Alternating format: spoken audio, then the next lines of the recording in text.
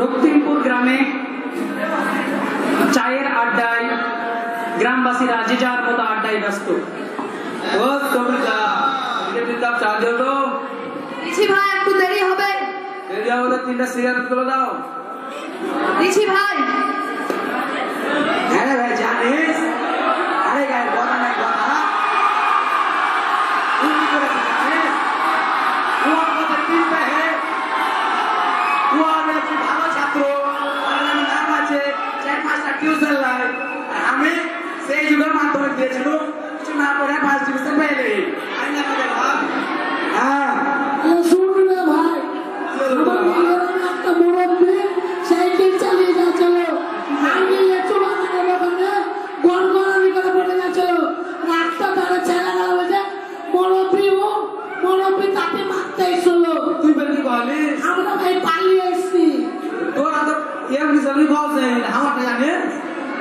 এলে তুই আমার নি বেরোবার সিরাজ না তো আমি পাশে আমার দুলে আমি নিমো আমি মনে করে জানে সিরাজ ফুলার মাইয়া দিলে পাশে আছে তাই না রে ভাই কি বলবো বল ফুলার মাইয়া তিনটা ছেলে আছে তিনটা ছেলে মাথাও খালি গেল কি বলবো আমরা তো গাড়ি মারে মুখে চার গাড়ি পুলিশ এসে লিয়া গেল। কি কারণ কি ভাবছিস? আর বলিস না ভাই, চার মাঝে থেকে মনটা খুবই খারাপ। কেন তোর আবার কি হলো? তুই তো কমান্ডারের জমাইয়া মজাইয়া রাখোস। আর বলিস না, আগে 5 কি হলো, 4-5 দিন ধরে কেমনই করছে। আমি ভিতর থেকে কখনো ভিতর থেকে সবাইকে হাওয়া ধরেছে। হাওয়া বাতাসে ধরেছে তো কি হয়েছে? তুই এত ভাবছিস কেন? এটা তো জটা বাবার চুটকির খেল। তুই এক কাজ কর, আমি তোকে জটা বাবার ঠিকানা দিয়ে দিচ্ছি, তোর পাঁচুরে লইয়া জটা বাবার কাছে চলে যা, দেখবি তোর পাঁচুর সব ঠিক হয়ে যাবে। ভাই তুই ঠিকই বলেছিস, আমি কে উঠে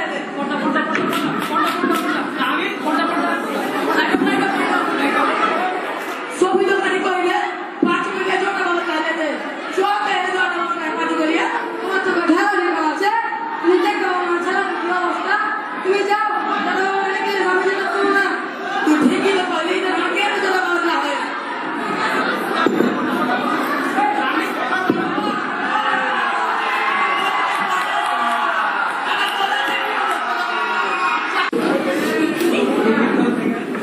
আর হ্যাঁ, অনুপমগুলো তৈরি করে রাখো। ঠিক আছে।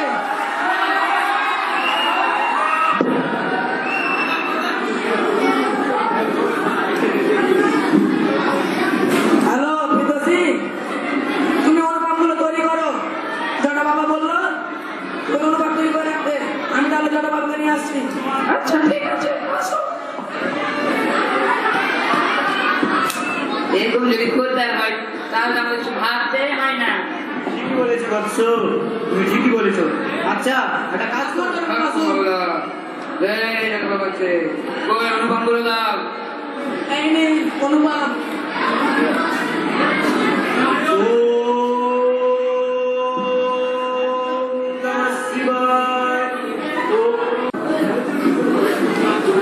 এই নাও, এটা 3 দিন বাস পেটে খাইয়ে দেবে। এটাও নাও, এটা পরের সোমবার অচ্ছুত গঙ্গার জল দিয়ে বাসি হাতে খাইয়ে দেবে। ঠিক আছে জটা বাবা, ধন্যবাদ রইল তোমাদের।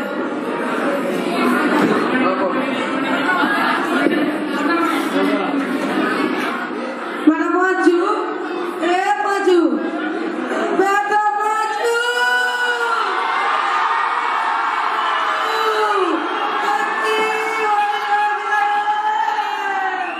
বেটা পাঁচু, এ বেটা পাঁচু, বেটা চোখ খুল, এ বেটা পাঁচু চোখ খুল, বেটা পাঁচু, এ বেটা পাঁচু। হ্যাঁ ঠিক, তোদের কি হলো? পাঁচু চোখ মুখ বুঝে গেছে, কথা বলতে পারে না। তাকে পুলিশ দিকে না। তোমাকে বলতে গেছিল তো তোমরা কেউ বাড়িতে ছিল না গে। চুপ চুপ, সব ভালো হয়ে যাবে। আমার পাঁচু কি হলো গে?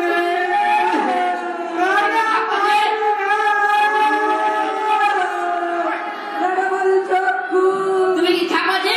ডাক্তারের কাছে যাও না, ডাক্তার দেখে আসো। বেটা চোখ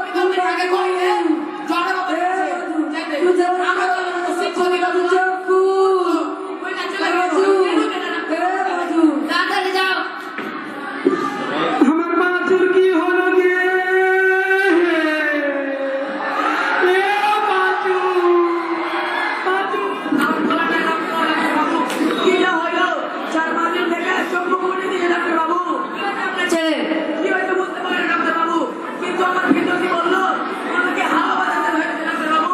চলুন চলুন, আমি আসছি, চলুন।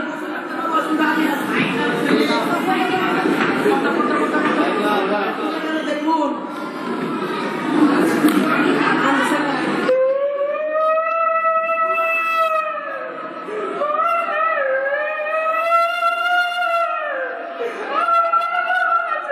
আপনার চলে তো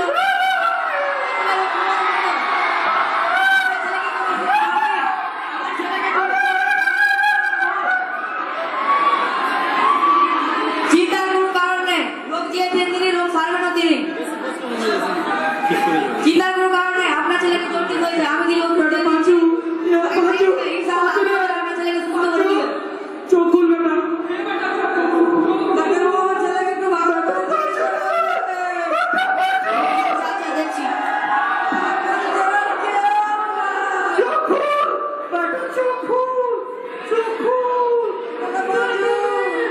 এটা বলবো, এটা সকালে খাইয়ে দিবেন।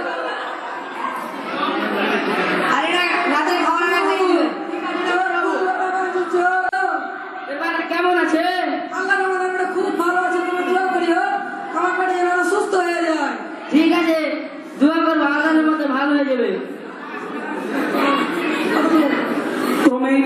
ক্রমেই পাঁচু সুস্থ হয়ে উঠলো ডাক্তারের 50 টাকার চিকিৎসার মাধ্যমে। আমাদের নাটকের সমাপ্তি এখানেই শেষ।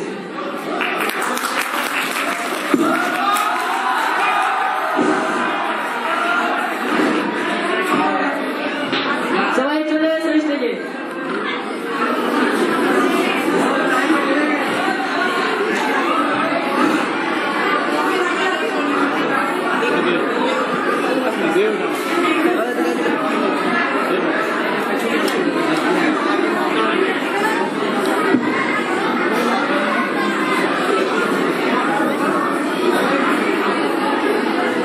আমাদের নাটকের নাম ছিল হাওয়া বাতাস।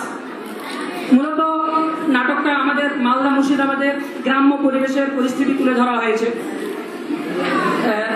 নাটকটা আমাদের যে সমস্ত ভাইয়ের অভিনয় ছিল, হারুর অভিনয় ছিল আমাদের ভাই মেহবুব আলম, ফিরদৌসির ভূমিকায় ছিল আমাদের ক্লাস 8-এর কোনো একজন ভাই, পাঁচুর ভূমিকায় ছিল আমাদের ক্লাস 5-এর ছোট্ট ভাই রিহাব ইসলাম, জটা বাবার ভূমিকায় ছিল লাকি শেখ, জটা বাবার শিষ্যর ভূমিকায় ছিল সাহিল আক্তার, মেরিনার ভূমিকায় ছিল সামিউল শেখ, শফিকের ভূমিকায় ছিল আমাদের ক্লাস 8-এর ভাই রেজাউল শেখ, এবং ডাক্তারের ভূমিকায় ছিল আকসার আহমেদ, ডাক্তার রুগীর ভূমিকায় ছিল সাকিবুল শেখ, এবং চায়ের দোকানে বিভিন্ন ভূমিকায় ছিল রাব্বিল এবং আরো সমস্ত। আজকে নাটকের মাধ্যমে আমরা মূলত বোঝাতে চেয়েছি, মূলত 3টা মেসেজ আমরা দিতে চেয়েছি। প্রথমত, চায়ের দোকানের ভালো কথা তো আলোচনা হয় না, সেখানে ভালো কথার পরিবর্তে বেশিরভাগ ক্ষেত্রে অধিকাংশেই ফালতু কথাবার্তার আলোচনা হয়, যেটা আমরা নাটকের মধ্যে দেখতে পেয়েছি। দ্বিতীয়ত, গীবত, পরচর্চা, পরনিন্দার বিষয়টা বেশি মুখ্য ভূমিকা পালন করে। এবং তৃতীয়ত, আমাদের কারো যদি কোনো অসুখ হয়, সেক্ষেত্রে কোনো তান্ত্রিক বা কোনো সাধু বা কোনো জটা বাবার কাছে না গিয়ে আমরা প্রথমত ডাক্তারের কাছে গিয়ে আমরা চিকিৎসার সান্নিধ্য লাভ করব। ধন্যবাদ। আসসালামু আলাইকুম ওয়া রাহমাতুল্লাহ। আর একটা বিষয়, মোহাম্মদ, এই যে নাটকটা অভিনীত হলো, এই নাটকটার লেখক আমার ছাত্র মোহাম্মদ